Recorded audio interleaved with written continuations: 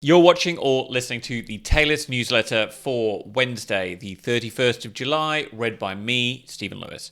To get your copy directly to your inbox, go to taylist.agency/newsletter. All links are in the show notes. What I've learned from working with experts like you. I ignored Vincent's first email asking for work as an email copywriter for Taylist. As you can imagine, when someone emails a copywriter asking for copywriting work, the copywriter reading the email will treat the email as the copywriting exercise that it is. And that receiving copywriter, me in this case, will judge the sender accordingly. Vincent's email didn't follow fundamental copywriting principles. This is surprisingly typical of people presenting themselves as copywriters, which is probably a reason many clients come to us suspicious about the value of copywriting. The suspicious clients think they know about working with a copywriter because they bought words from someone calling themselves a copywriter after deciding to work for themselves, remembering English was their best subject at school, and thinking, how hard can copywriting be? Also, they already had the laptop, so there you go. Getting emails like Vincent's, I'm always torn. First, I admire anyone who has the get up and go to make cold approaches, whether it's by email or other means. Second, the study and practice of copywriting has given me so much in my life that I love the idea of other people enjoying the same experiences and benefits. So I want to help these people who email me. On the other hand, I don't want to hurt anyone's feelings, and I'm an introvert even behind the keyboard.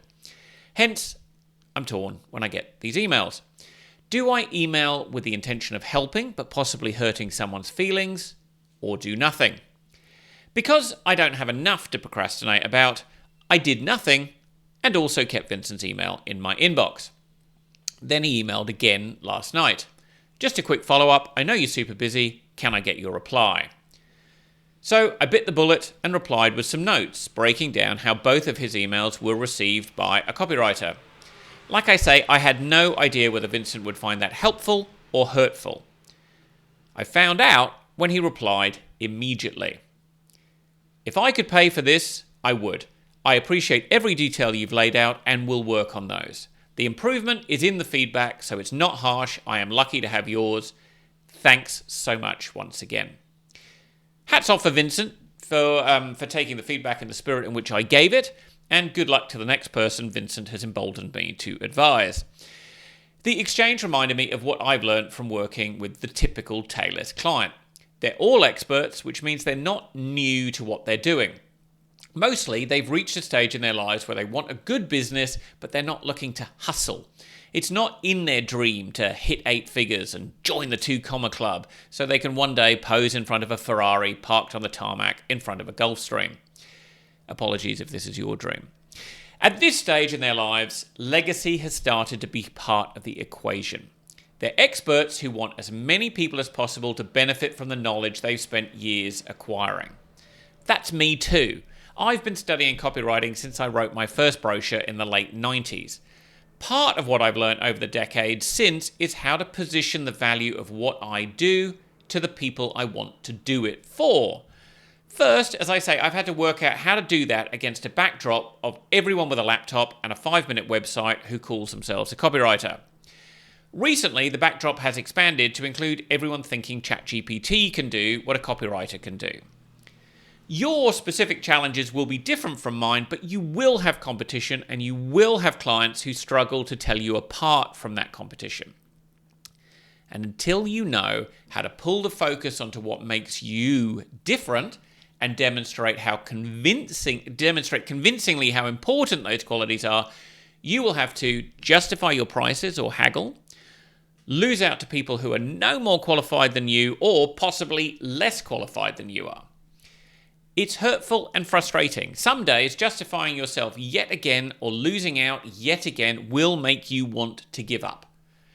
That all changes when you know how to present yourself as the obvious choice in a way that makes your potential clients say, I didn't know that and I'm glad you told me.